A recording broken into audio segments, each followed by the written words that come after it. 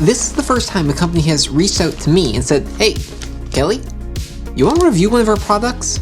No. Okay. I know I have 1,700 subscribers, and this was just a generic form email sent out to probably hundreds of YouTubers, if not thousands. But still, it's pretty cool. I get to try out this product for free.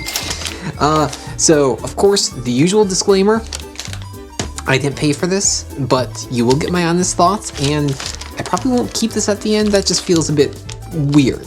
We'll get to that later. For now, though, let's open it up. You see, this is the IdeaCam S1 Pro from BenQ. What's cool about this is that BenQ is a company that I have actually heard about before. Not some just, random company sending an email saying, "Hey, you should review our product." I've gotten tons of those over the past couple of years. But this time it's from a company that I actually know and have used their products before, particularly projectors. Not only that, well, if you've seen my prior videos, you know that I'm a bit disappointed in the webcam situation for Apple products. So I'm going to unbox this, put it to the test over the next week or so, and then come back and give you my thoughts. It's now been about 3 weeks since I unboxed the IdeaCam S1 Pro from BenQ, and during that time I've been putting it to some pretty good use during a whole bunch of Zoom meetings as well as my own just personal experimentation. Now, just to make this abundantly clear, BenQ reached out to me and sent me the IdeaCam for absolutely free. No money exchanged hands, that whole spiel. But what follows are my honest opinions, both good and bad, and I have not discussed these opinions with BenQ prior to releasing this video. So with that, let's start talking about the fit and finish of the hardware itself. Well, first up, of course, is the webcam itself, which you can see right here. Now, you'll notice that I have to have a USB-A to USB-C adapter on the end because, yes, the cable coming off of the webcam is USB-A, and, my Mac just doesn't have that on it. The cable to which it attaches is about 1.5 meters in length and is, fairly flexible and supple, no complaints there. Now, while the webcam is really light, it is built pretty well. There's a little bit of a rattle to it, but, I'm not too concerned about that. Really, there's not much else to say about this component. The next important thing is the weighted mount, and this may sound ridiculous, but I really like this. First and foremost, there is a threaded accessory slot on the bottom, so you could always mount this on an arm off to the side or above your monitor if you want. If you don't, well, it attaches really easily to the top of your monitor.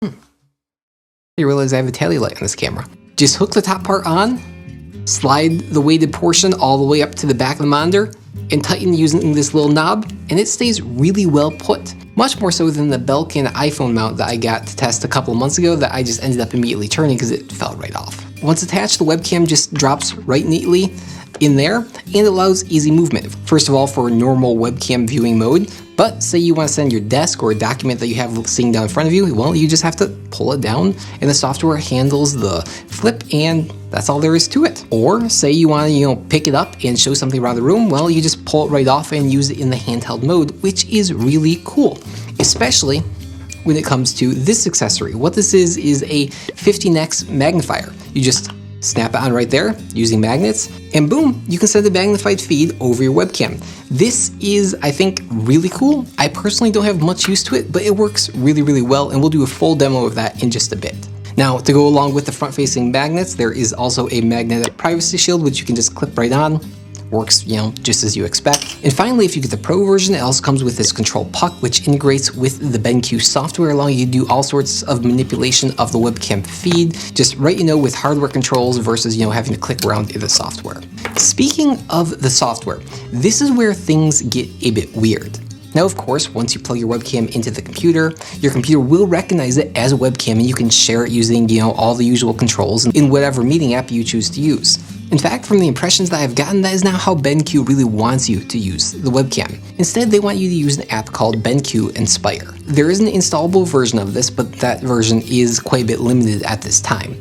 However, there is a browser-based version, which you can just get to by going to inspire.benq.com. BenQ really wants you to be using the share screen functionality of your meeting app of choice and sharing the Inspire screen itself, because once you do that, you can, of course, use this puck and manipulate everything as you go, as well as doing some cool side-by-side views of different webcams or sharing something right within the Inspire app itself. So, well, let's do that. Let's switch over the computer, open up Inspire, and look at the quality of the image coming from this webcam, as well as some of the features of this, plus the Inspire app. Let's go. Yeah, so obviously this is a bit of a disappointment. I mean, just look at the quality of the image that you are seeing on the screen right now. It's just very pale. It's a bit bright, definitely unsaturated, and I'm just not quite in focus. So what we're looking at right now is my desktop with the Inspire app opened in the Arc web browser. If you're interested in Arc, definitely check out my prior video. To better put this in context, let's open up the Studio Display webcam right next to this using the Inspire split screen view. All I have to do is click over here on this little pop window and click Add Split Screen, change the source, check the source. I can either share my screen directly, which might get a little meta if I do that here, but I'll just use the built-in Studio Display camera, and you can immediately see the quality difference of them side by side. The Studio Display is a lot more vibrant, a lot more saturated. The exposure is set correctly. I am really disappointed by the quality of the BenQ IdeaCam when it comes to a view like this. And to be fair though, I do have some pretty bright orange walls, and I think that might be messing around with it, because once I pick up the IdeaCam into handheld mode or switch it down into document mode, things do get quite a bit better. So let's try that out. Now, as you can see, this is one of the really cool features of the IdeaCam. Just a quick pull, and then immediately the IdeaCam switches around to place everything on my desktop in the proper view for you, the viewer, to see. At this time, I can also demonstrate some of the other features of the Inspire app, as well as this cool control puck, which I talked about earlier. Well, the first of those is zooming in and out. All you have to do is turn the outside ring clockwise, and the view zooms in, which is really cool if, say, hey, I want to focus on, the actual things here that are important versus the whole desktop, which you can get back to by zooming out by turning counterclockwise. Other things are really cool. Say, for instance, that this is a great view. I really need to save this for later. I can just hit this little camera button and it saves a copy of the image and sends it right to download, as you just saw flicking across the screen right now. Other things, there's a mute and unmute button, so I can quickly mute and unmute my mic, which is totally disabled because I'm recording this externally. There's a snowflake button, which means just freeze the frame here, and as you can see, my hands are both in the air now. That image of the webcam is frozen in place. Tap it again, and we're back to a normal live feed. There's a refocus button to get to refocus the camera, as well as an autofocus manual focus button, which you can tap to control the focus yourself. Now, there are a whole bunch of other Now, as you can see here, not everything is rosy and perfect when it comes to the land of Inspire. For instance, localization. I have no idea what it's saying, but we're just going to confirm and pull back up the IdeaCam. Now, as I said in the overview, I really like this document view mode, and if this was something that I really need to share very often, if I was a streamer or, say, a pen blogger, which I love pens, but I'm definitely not a pen blogger, I could see myself using this. Or, say, for instance, if I was a keyboarder and got more heavily into that. I do have one off to the side that is not put together yet. We'll get to that in a later video, but I'm not. So I don't really have a use case for this, but I definitely think there are a whole bunch of people who would love this, and the IdeaCam is really great at this. The other thing it's really great at is handheld mode, which all you have to do is just pull it off, and boom. Now I can give you a tour of my desk handheld, and I can just kind of bring you closer to something, and we can say, oh, hey Hoyd, everyone's favorite world hopper. Say we want a really close look at Hoyd. Well, of course, all we have to do is put on the magnifying glass, and boom, there is an incredibly close-up shot of Hoyd. There is a ring light built onto the IdeaCam, and with a quick tap of the button on the IdeaCam itself, I can turn that on so that you can get a better look of the things they're being focused on, or turn it off if you don't need it. Now, I don't really have any use case for this, once again, but if I did, this is a great implementation. It works really, really well. And of course, it's quite easy to take it off and remount the webcam for when you're done with it. After using Inspire for the past couple of weeks, I can definitely see what the folk over at BenQ are aiming for. As janky as the idea sounds when you first hear it, sharing the Inspire screen versus sharing your webcam and your screen separately, it does really work well in practice, and it's something that I could definitely see myself adopting if they're able to work out all the bugs that are present in the Inspire app as it is now. One of my biggest frustrations, let's go back down into the tabletop view for you to see this, comes down to how their USB receiver and this little control puck work together. Frankly, and of course this. Frankly, I just wish all the controls were sent directly to the Inspire app and not to macOS in general, because there is a lot of jankiness, and sometimes when I accidentally bump this control knob, it'll send a whole bunch of miscellaneous letters to something that I'm currently typing at and just ruin all my work in progress.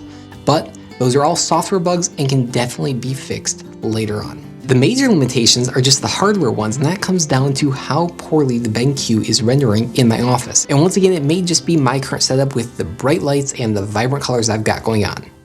Unfortunately, as you just saw, the webcam quality is quite bad in the normal, webcam mode. When you use a handheld, especially with the magnifying glass or in the document mode, I really don't mind its quality one bit. But when it's just looking at me like this, I really don't like it and will never see myself using it. And largely that is because I have this Nikon camera pointed at me, which I can use as a webcam whenever I want. But even if I didn't have the Nikon, I would still be choosing to use the built-in webcam of the studio display over the IdeaCam. And that largely just comes down to a little bit more pleasing image and definitely better colors. While the Inspire app itself and all those limitations can definitely be improved with software updates, I don't really know if they can do anything to fix the quality of the webcam image itself, at least not as drastically as I would hope. However, that doesn't mean that no one should get this webcam. There are definitely people who I think could benefit by getting the IdeaCam. Some obvious ones would be, remote teaching or classroom environments where you really need to share what's on your desk with the classroom, or say, you're working in a creative field and you want to collaborate with someone. The ability to just pull off the webcam and just use that handheld mode to move around a giant document you're working on, or attach the magnifying glass if you're working on something really fine-grained and you want to really zoom on in there. Those are really cool features that I think definitely have their places. Say you're a collector or a gear reviewer or streamer on a budget, the IdeaCam definitely may be something worth looking into. As far as just plain ordinary day-to-day meetings and chats over Zoom, I don't really see the use case there. Definitely let me know what your thoughts are in the comments down below, and if you can think of any other use cases for the IdeaCam. I'm sure there are a bunch besides the ones I've already mentioned, just, with the field I work in, I'm not really exposed to that. If I was in a situation where I really need to collaborate with someone remotely and share documents on my desk, I would totally be into the IdeaCam, but I'm not. I hope this was helpful for you and that you'll stick around. See you next time. Bye.